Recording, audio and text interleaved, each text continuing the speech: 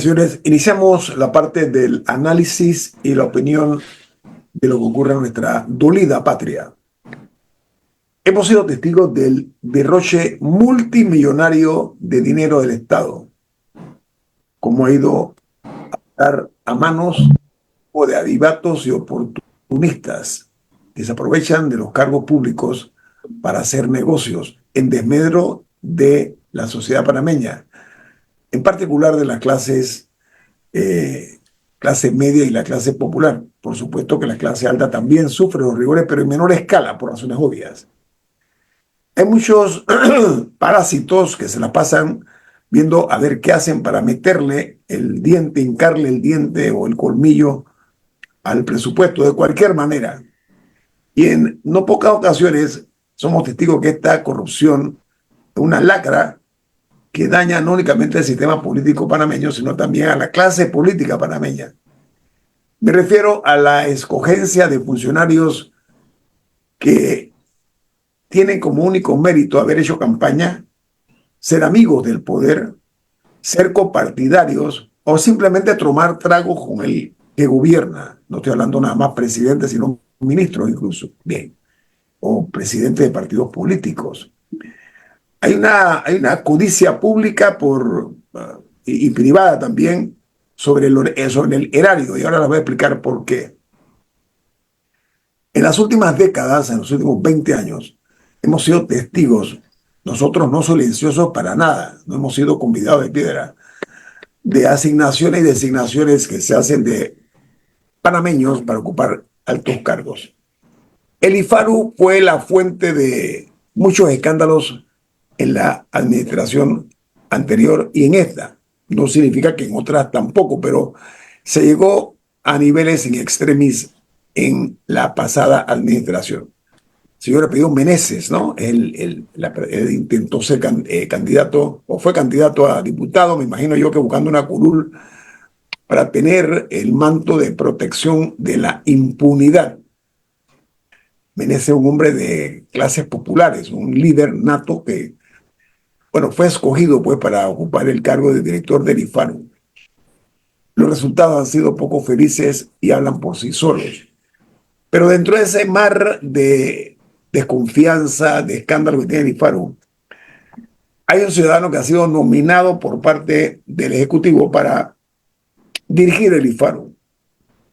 Él ayer compareció ante la Comisión de Credenciales de la Asamblea Nacional y una diputada le advirtió de un conflicto de interés que él tiene si es ratificado como director del IFARU. ¿Saben por qué?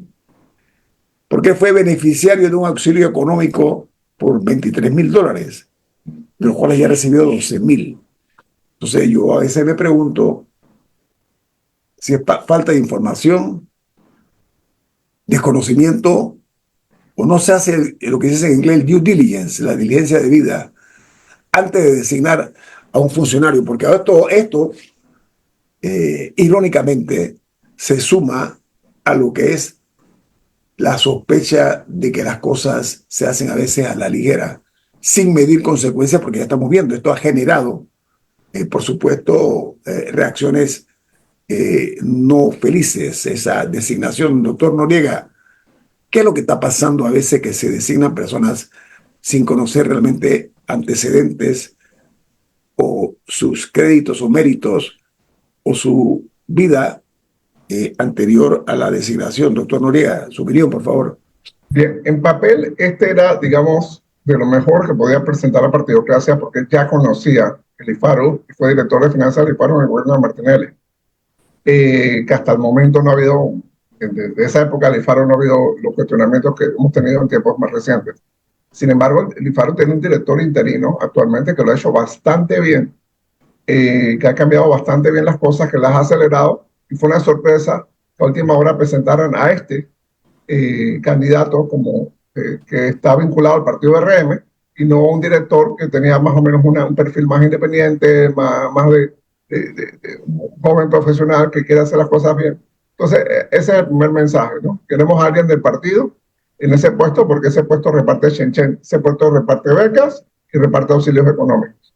Segundo, ayer el IFARU, como parte de esta campaña de pinzas que tiene el gobierno para enfrentarse pues las protestas ciudadanas, anunció que no iba a pagar el paseo, que es la beca universal, no la iba a pagar. Incluso aquellos niños y niñas que hayan ido a la escuela pública y aquellas pocas escuelas o muchas escuelas que estuvieron abiertas, no se les va a pagar. Entonces estamos castigando justo por pecador. ¿Para qué? Para que, me imagino, los padres y madres de familia, los abuelos, los padrinos, los tíos, las tías, vayan a presionar a los maestros para decirles, por tu culpa, mi hijo, mi hija, mi nieto, mi sobrina, no recibió paseo. Yo creo que ese ensañamiento no va a funcionar bien. En cuanto a lo del IFARU, pues yo creo que es una institución que necesita una revolución en su gobernanza. Es, la gobernanza del IFARU es muy politizada. Hay un comité en el que hay metidos diputados, por ejemplo. Y el IFARU realmente no tiene como una planificación de decir, bueno, en el país necesitamos ingenieros hidráulicos, o el país necesita diseñadores interiores, o el país necesita programadores de computadoras, y vamos a hacer esto. Sino, ¿quién te recomendó? Te recomendó el diputado A, ¿cómo no? ¿Tú qué vas a estudiar? Corte y confección. Perfecto, acá hay $200,000 para que te vayas a estudiar corte y confección. Yo creo que tenemos que sanar las heridas del IFARU y darle al IFARU una dosis de buena gobernanza. Hay que poner las instituciones en buenas manos, primero que todo, ¿no? Para que realmente la maquinaria del Estado funcione. Pero de acuerdo a la información periodística que se ha hecho pública, el nominado director del IFARU, él recibió este auxilio económico cuando él era miembro del Partido Cambio Democrático. Fue en esa época que recibió esta ayuda. Bueno, fue en 2023, fue reciente. Sí, pero está hablándose de que fue cuando era miembro del Cambio Democrático. No estoy diciendo que no tiene derecho a estar en un partido político, nada más para hacer la relación y saber por dónde viene la pelota picando. Lo que yo espero es un pronóstico de mejores tiempos, amigos. O sea, tenemos que poner un alto a esta situación que estamos viviendo. Aparenta ser un año de claroscuros, penosamente. Hay que buscar fórmulas de advenimiento, de ver cómo resolvemos de una manera civilizada y pacífica las diferencias que tenemos. Este es parte del juego de la democracia, pero es que debe ser el choque de las ideas, no el choque de las personas. Estoy viendo que a veces se ha llegado en algunas ocasiones a esos extremos. Me inquieta eso mucho. ¿Por qué razón? Porque de parte y parte hay posiciones radicales, ¿no?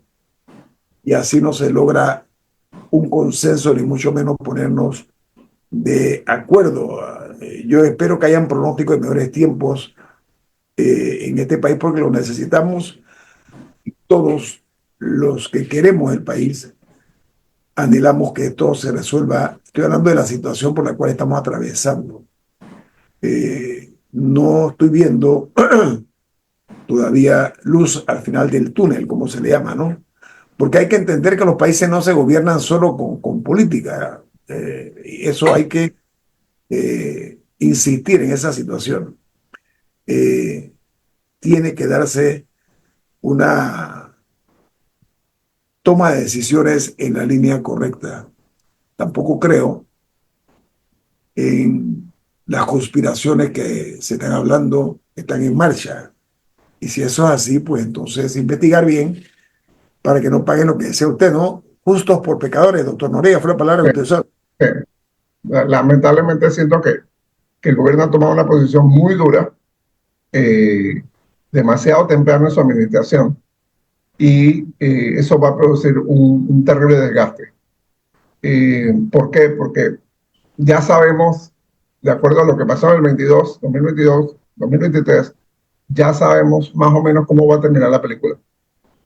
No en mayo, no en junio, en julio, en agosto, en septiembre, en diciembre.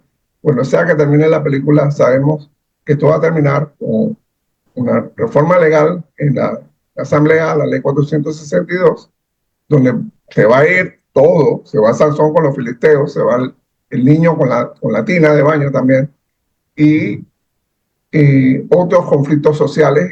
Incluso la agenda de reforma económica del Estado pues se va a postergar. Entonces, creo que hay necesidad de parte de la gente que rodea al presidente Molino de entender que este es un buen momento, todavía estamos a tiempo, para que el gobierno se siente y, oye, hay sesiones extraordinarias en la Asamblea Nacional. Bueno, perfecto, vamos a ver qué tanto podemos modificar de la ley del Seguro Social, qué se quedó en el tintero, qué tanto le preocupa a la gente. Porque hay un tema, yo recuerdo cuando se dio el tema de la ampliación del canal hace más o menos 18 años atrás, 19 años atrás, 2006, hubo una campaña nacional de información increíble, impresionante. Hubo promotores que visitaban todas las escuelas y había campañas de radio, de televisión, había diálogos, se repartían folletos, se repartían documentales, en fin. Nada de eso se ha hecho para esto. Se aprobó la ley, listo. No, se aprobó la ley, tienes que seguir comunicando. Tienes que seguir comunicando. Por eso es que hay tantos bulos en las redes sociales que que aumentaron la jubilación, que las viudas se quedaron sin pensión, que los papás y las mamás no pueden ser inscritos como beneficiarios, que si alguien tiene 3 hijos no solo puede inscribir 2. O sea, todas esas son mentiras. Pero es lo que campean las redes sociales. ¿Por qué? Porque no hay campaña de comunicación. Campaña de comunicación no es la simple cuña esta banal con el logo y paso firme y la musiquita. No. Campaña de comunicación es comunicar, sentarse a recibir llamadas, sentarse a explicar. No decir, yo no te puedo mostrar mi matemática, mis ecuaciones porque esas son mías. Entonces, eso levanta más sospechas. Yo creo que estamos en esa etapa. El gobierno va a tener que, en algún momento, entender que va a hacer reformas a la ley 462.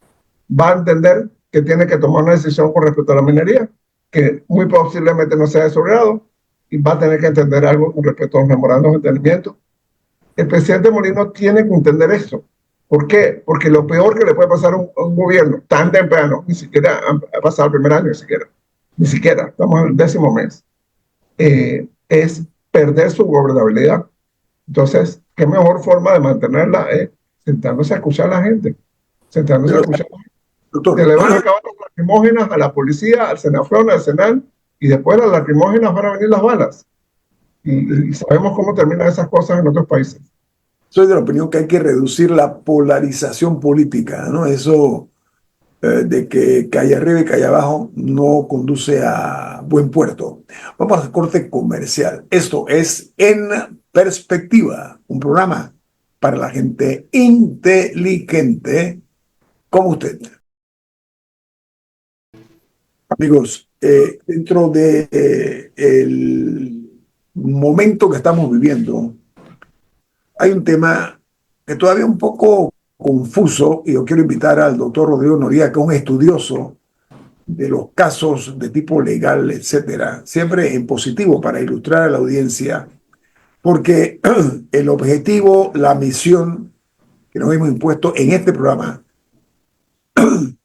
es hacer docencia para crear conciencia.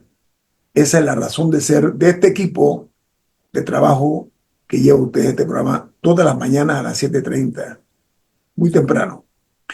Hay un caso del un líder de Suntrax, se llama Jaime Caballero, que ha sido noticia en los medios de comunicación. Pero el doctor Noriega ha hecho un análisis muy prolijo e investigado cuál es el fondo de la situación de este líder de Suntrax, Jaime Caballero. Doctor Noriega, tenga bien informar a nuestra distinguida e inteligente audiencia qué es lo que usted ha encontrado en ese caso, doctor Noriega, desde el punto de vista jurídico, obviamente. Gracias, don Guillermo y Camila y a la audiencia. Mire, yo tuve la oportunidad de leer toda la transcripción, 70 páginas de transcripción de la audiencia, de las dos audiencias, la audiencia de legalización de la pensión y fue una audiencia combo, la audiencia de legalización de la pensión y la audiencia de imputación que se le hizo al señor Jaime Caballero el viernes pasado en el sistema penal acusatorio aquí en Panamá. Jaime Caballero es un dirigente de Suntrax de alto nivel para la región occidental, Chiriquí y Bocas del Toro. Okay. Él ya tiene un caso en Chiriquí por, entre otras cosas, atentar contra el Estado, incitación, apología al delito, etcétera, etcétera. Por ese caso, en David, el 14 de mayo pasado, se le había fijado unas medidas cautelares de firmar los 15 y los 30. Y saliendo de esa audiencia, el 14 de mayo, fue aprendido, fue arrestado por la Policía Nacional y fue traído a la ciudad de Panamá para enfrentar este otro caso de crimen organizado, porque es un caso básicamente de blanqueo de capitales. ¿En qué consiste el caso? Bien.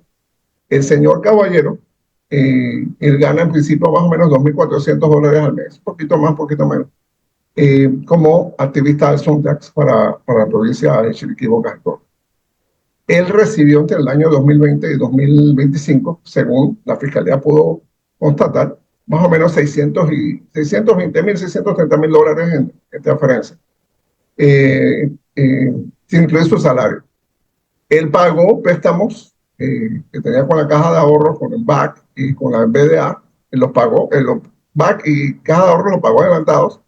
El préstamo con el BDA lo pagó un atraso importante que tenía de $39.000, lo pagó, digamos, en ese momento él justificó al oficial de cumplimiento del BDA que él estaba pagando eso porque estaba dedicado a un negocio de ganadería y de café. El señor es cafetalero. Él tiene fincas de café en Boquete, el boqueteño. Desde el 2012 al 2016, 17, él estuvo pidiendo, recibió $850.000 de 5 préstamos del BDA. O sea, que él tiene una actividad de café junto con su hija y con su familia. O sea, no está improvisado eso. ¿Cuál es el kit del caso? El kit del caso es que él recibía más o menos con cierta frecuencia distintas transferencias, distintos pagos del Suntax, más allá de su salario. Algunos eran por ACH, otros eran por cheque, otros eran por YAPI. Y recibía, pagaba su tarjeta de crédito, pagaba sus cuentas, compraba gasolina, le pagaba, transfería dinero a sus hijas, a su compañera y a algunas otras personas, que era un círculo más o menos permanente. Bien. La Fiscalía dice que el marzo de este año, 17 de marzo de este año, hubo una alerta de la UAF, de Unidad de Análisis Financiero, diciendo posible movimiento de una transacción sospechosa de este señor, y ahí arranca la investigación. La investigación tiene 20 tomos, pero no lo ha visto la defensa. Bien. En esos 20 tomos, lo que dejó ver la Fiscalía en la audiencia, pues hay todas estas transferencias de fondos. Ok. ¿Qué pasa con el delito de blanqueo de capitales? Y esto es importante que lo entienda la audiencia inteligente. Hay 3 condiciones del delito de blanqueo de capitales. El delito de blanqueo de capitales es un delito colectivo. Nadie autoblanquea capital. Yo solito no tomo dinero, lo blanqueo, lo distribuyo, lo estratifico. No. O sea, hay una organización involucrada. O sea, primero, aquí no hay coimputados, aquí no hay cómplices, aquí no hay otros autores, sino él solito. 1. 2, para blanquear, el mismo verbo lo dice, tiene que ser dinero sucio o presuntamente sucio. Los fondos del Suntax son esencialmente las cuotas sindicales de los trabajadores del sector de la construcción.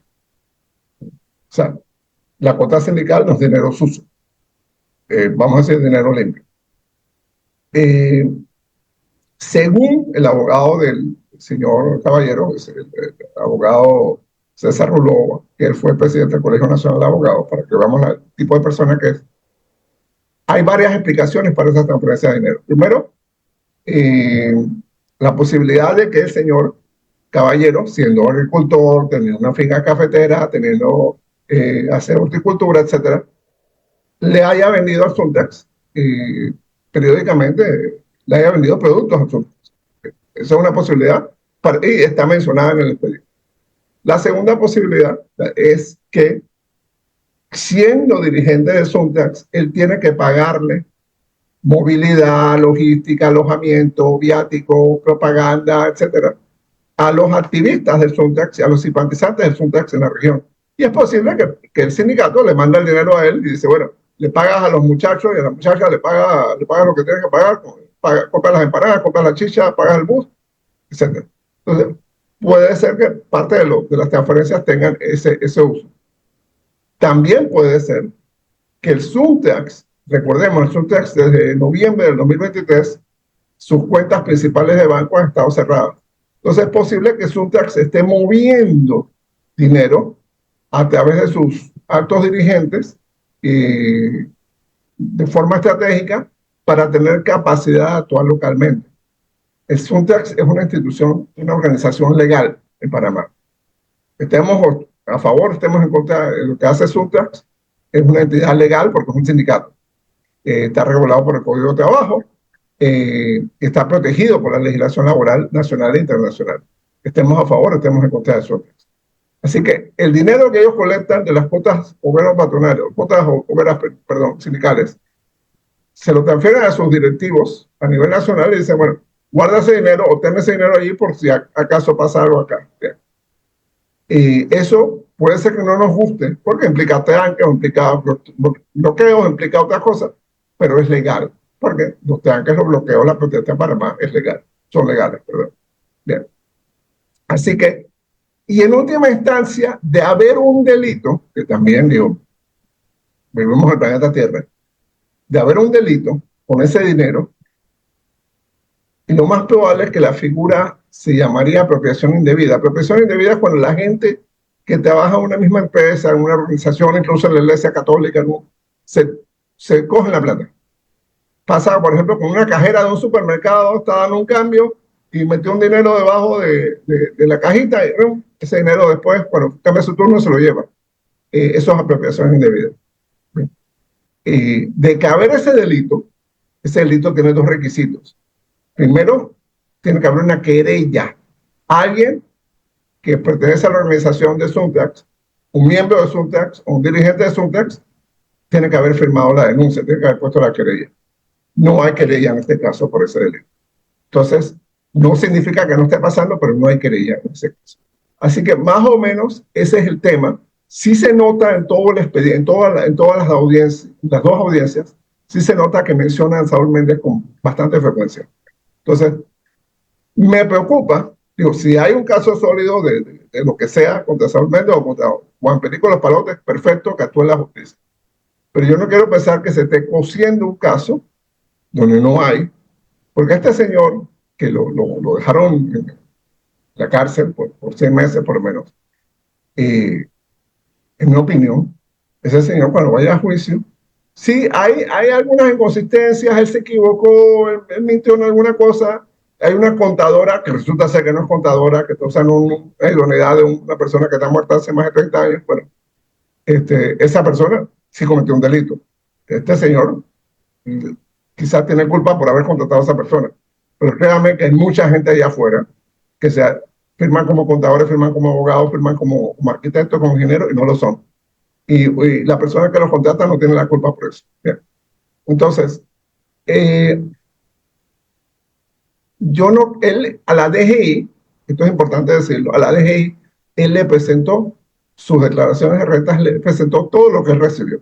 O sea, él no le escondió al Estado, yo voy a declarar 50, yo recibí 250. No, él le declaró a la DGI todas las sumas que él recibió. Se la declaró a la DGI. O sea, hizo lo correcto, no hubo intención de ocultar los fondos. Y normalmente en la Código de Capital es, si yo recibo dinero, yo busco a Camila para que Camila figure, y entonces Camila mete a Guillermo, y Guillermo mete a Daniel, y así disimulamos, tenemos prestanombres y disimulamos el movimiento del dinero. Él no hizo nada de eso. Él recibía el dinero, se lo daba a las hijas, se lo daba a su compañera, pagaba a alguna otra gente, pagaba su gasolina, su tarjeta de crédito, o sea, no hubo la intención de ocultar, y obviamente, si uno tiene la intención de ocultar, yo no le declaro a la DGI que estoy recibiendo dinero. Por el contrario, eso lo declaró a la DGI en todos los años, todas las sumas que recibió. Así que ese es el caso. Y obviamente hubo naivete de su parte. Al BDA le preguntó, ¿y ese dinero con el que me estás pagando $79,000, de dónde viene? Y él dijo, no, bueno, yo vendí un ganado y vendí un café. Había venido del Suntrax, pues bueno, entonces, obviamente, pues, y él lo dice el mismo abogado defensor, bueno, él mintió, pues es mentiroso, el señor es mentiroso, pero eso no es un delito. Y el tema con la contadora, que no es contadora, entonces, bueno, es un tema de ella, que no está coimputada en este caso. Entonces, nuevamente, eso es lo que llama la atención. Hay otras personas que se mencionan por el fiscal en este caso, pero no están coimputadas, no están ni siquiera señaladas como cómplices. Entonces, nuevamente, el delito de blanqueo de capitales no es un delito individual, es un delito colectivo, por eso se llama un crimen organizado. Y segundo, hay que lavar dinero sucio. Uno no puede lavar dinero limpio. O sea que, en resumen, En resumen, el caso tiene sus fragilidades. Bastante. Este es un tema, ¿sabe por qué? Repito, estamos haciendo docencia. Esa es la labor de un medio de comunicación. Pero más importante, hablar en voz alta y clara. De eso se trata. Vamos al corte comercial. Esto es En Perspectiva, un programa para la gente inteligente como usted. Estamos esta mañana analizando el caso de el ex líder sindical en el área de Bocas del Toro y Chiriquí, doctor Noriega, ¿no? Sí, Jaime Caballeros. Jaime Caballero, es noticia. Y con esa rigurosidad que tiene el doctor Rodrigo Noriega de leer, importante, de enterarse, de ilustrarse, de leer, lectura fundamental para la formación nuestra y para todos los órdenes de nuestras vidas. Yo quiero poner por delante, doctor Noriega, y ojalá así sea, evitar la politización de la judicatura, que no huela para nada a política. Eso es lo primero que yo apuesto a que sea cuidado debidamente para evitar malos entendidos y suspicacias, ¿no? Eso por una parte. Por la otra, la rigurosidad que usted exhibe al leerse esas 70 páginas, me dijo, ¿no? Eso es parte del trabajo que tenemos que hacer nosotros, los que estamos en el mundo de la comunicación, leernos de la A hasta la Z, sin omitir un punto ni una coma. Doctor Noriega, saludo que usted haya hecho este análisis, pero además de compartirlo con nuestra audiencia a nivel nacional. ¿Qué otros factores usted ve o percibe que están allí sumidos? En este caso que es muy delicado, porque usted me habla de que se menciona al señor Saúl Méndez en reiteradas ocasiones. Me corrige usted, es lo que yo entendí. Él es uno de los firmantes de la cuenta, o era uno de los firmantes de la cuenta de Suntex. Suntex ahora mismo no tiene cuenta bancaria, pero él era uno de los firmantes de la cuenta de Suntex. Suntex tenía una cuenta del Banco Nacional de Panamá, en Multibank también. El señor Jaime Caballero, para que sepamos, Banco General, cuando emite una certificación este año, dice que es un cliente con muy bajo perfil de riesgo. O sea, el banco donde él ha tenido su relación bancaria por mucho rato dice, este es un cliente de muy bajo perfil de riesgo. Entonces, o sea, obviamente no fue el Banco General, parece ser que no fue el Banco General que puso la alerta de los BAF. Entonces, hay preguntas, pues, hay muchas preguntas allí que no se resuelven, no tienen por qué resolverse en esta audiencia de imputación, pero sí hay muchos cabos sueltos medio incómodos. Pero normalmente el fiscal o la fiscalía cuando hace la presentación dice, bueno, porque fulano y mengano y sutaneja o Juan Perico Los Palotes, María González y Filipao hicieron esto. No, o sea, no hay cómplices. Ahí más o menos se señala la contadora esta que no es contadora, etcétera. Pero la señora no está imputada. Entonces, la señora no está ni siquiera señalada para nada, no la han interrogado, no la han saludado, no se han tomado un selfie con ella. Así que es un poco, hay como obviedades del caso que son un poco incómodas, ¿no? A ver, lo importante, doctor Noriega, uno, creo yo, romper el silencio. Ese muro del silencio hay que romperlo para que la gente se entere realmente qué es lo que hay en el fondo. Y usted estaba hablándome de lo que está escrito, impreso, que es lo que vale. Aquí hay que despejar cualquier tipo de, yo lo denomino ese tufillo, a que pueda haber algún tipo de segunda intención. Hombre, si el señor Caballero ha lavado dinero, por supuesto que el peso de la ley le caiga, como no le ha caído a mucha gente en este país que lava dinero, ¿ah? Muchos peces gordos que han lavado dinero, que han sido condenados por lavado de dinero y no pasa nada. ¿Ok? Jaime Caballero, quien no conozco, ni creo que conoceré, es un hombre, como dice el doctor Noriega, que los bancos lo veían como un cliente. Corríame, doctor, a ver, háblenme acerca de ese caballero, de acuerdo a lo que usted ha leído en el expediente, por favor. O sea, por lo menos desde el 2012, él tenía relaciones con el BDA. El BDA le prestó en la década pasada $850,000 para el desarrollo de su actividad cafetera. Tiene una sociedad anónima con la hija que se dedica a vender café, etcétera. Tiene un fincas en Boquete, heredadas de su madre. O sea, que no es cualquier persona, no es una persona, no es un albañil, perdone la mención, no es un albañil que súbitamente pasa a tener finca y pasa a tener cosas como se ha tratado de escribir en las redes sociales. Heredó esas tierras, tiene préstamos con el BDA, las tierras están hipotecadas al BDA, etcétera, y tiene una actividad económica allí. Fueron a ver si tenía una inspección ocular para ver si tenía vacas en las tierras y dijeron que no tiene vacas. Pero no dijeron si tiene arbustos de café, si tiene hortalizas, si tiene guandú, no dijeron nada más. Ahí no hay vacas. Pero yo conozco ganaderos y seguramente mucha gente conoce ganaderos que no tienen sus vacas en sus fincas, las tienen en fincas ajenas o las tienen en las tablas o las tienen en Darién porque la vaca está comiendo allá o lo que sea.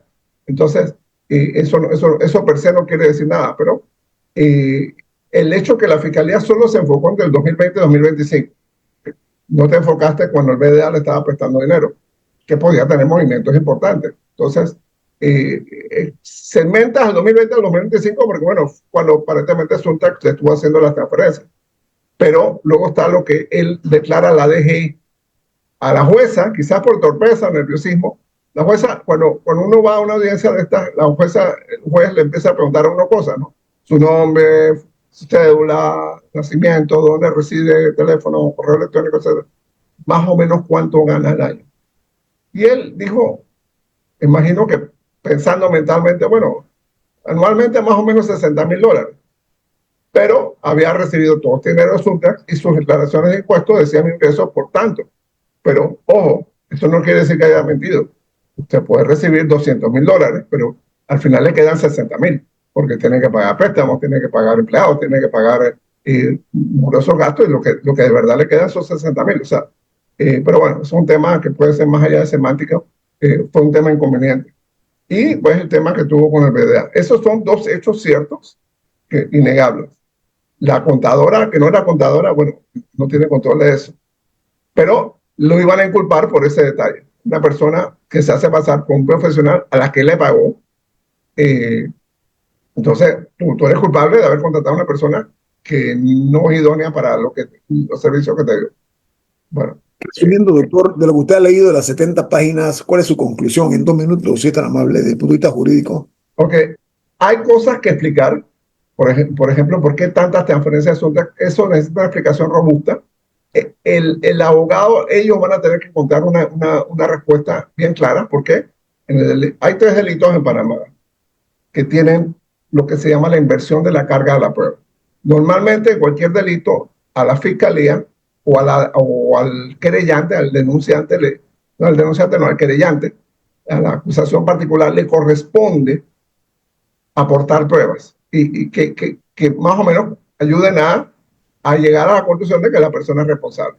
En 3 delitos, blanqueo de capitales, evasión fiscal y enriquecimiento ilícito, si se presentan una serie de indicios, que es lo que hizo la fiscalía, la persona tiene que probar que ese dinero no es ilícito y que ahí no hubo una transacción ilícita.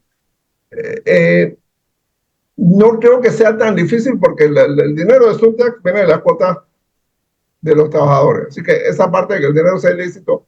Y segundo, bueno, ¿por qué razón te dieron el dinero? Allí sí, bueno, me lo prestaron, yo les vendía sacos de café, o teníamos eventos todos los fines de semana y yo tenía que pagar el hotel, tenía que pagar la comida. Tendrían que buscar los recibos, tendrían que buscar las transacciones que justifiquen eso. Y ya, pues esa es otra tarea. Y por supuesto, la famosa contadora que no era esta contadora, que tenía ponía como idoneidad la idoneidad de una persona que había muerto en 1990. Entonces, por supuesto que ese ya es otro tema, ¿no? Pero el caso así los casos que uno conoce, el blanqueo de capitales, New Business, por ejemplo, Blue Apple, etcétera, que son casos que ya en la página 2 uno se está dando cuenta que aquí hubo un movimiento bancario bien chimbo. Aquí inventaron una empresa que le pasó a la empresa B, que le pasó a la empresa C y luego se lo volvió a la empresa A. No, ya sabemos que hubo blanqueo.